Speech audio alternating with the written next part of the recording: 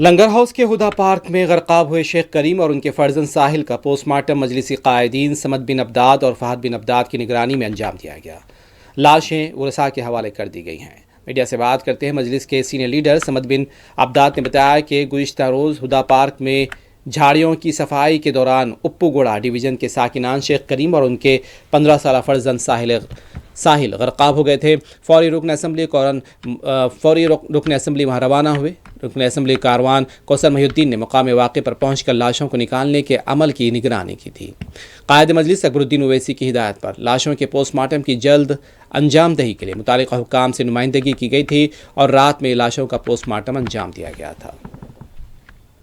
زائدہ 15 برس کی عمر جن کا نام ساحل ہے، انہوں نے اصرار کیا کہ میں بھی ماں باپ کے ساتھ تالاب کا کام جو چل رہا ہے دیکھنے کے لیے، ساتھ میں چلنے کے لیے اصرار پر ان کے شیخ کریم مرحوم نے اپنے صاحبزادے کے ہمراہ تالاب کی صفائی کے کام کر رہے تھے، تو آج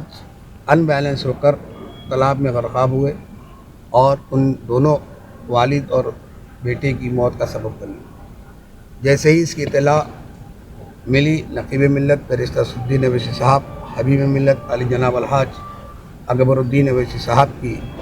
ہدایت پر مقامی رکن اسمبلی محترم کوثر محی الدین صاحب اپنی ٹیم کے ہمراہ مقامی کارپوریٹر اور مجلس کے تمام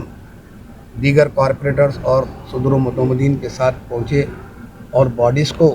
وہاں سے پولیس کو اطلاع کر وہاں